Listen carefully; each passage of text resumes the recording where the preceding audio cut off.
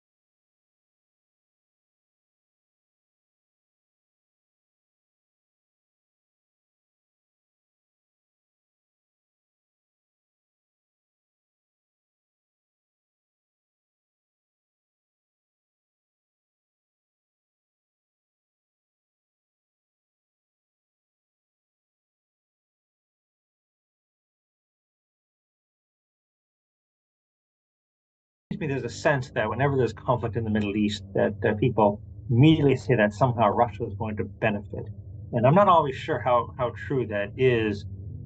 Certainly, probably he does see American attention on this conflict as somehow beneficial. But for the Russians, what they have traditionally wanted, and this goes back to the Soviet era, is that they like to have simmering conflict in the Middle East. They don't want conflict resolution. They don't want peace, because that way people don't really need Russia. But they don't want outright war either, because it has a habit of the side supported by Moscow is often on the losing side, or certainly not the prevailing side. I think the real problem is that if this is an expanded war, if say we have an Israeli-Hezbollah conflict, well, obviously the Israelis are going to be pounding Hezbollah positions in Lebanon at minimum.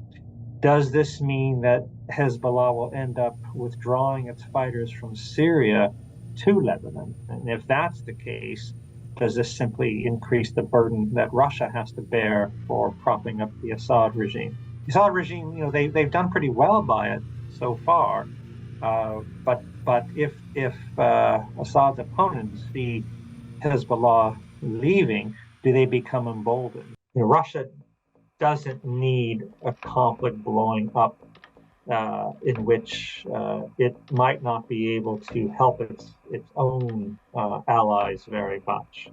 So I think that they really want there to be a ceasefire. I mean, I think that this is the question in everybody's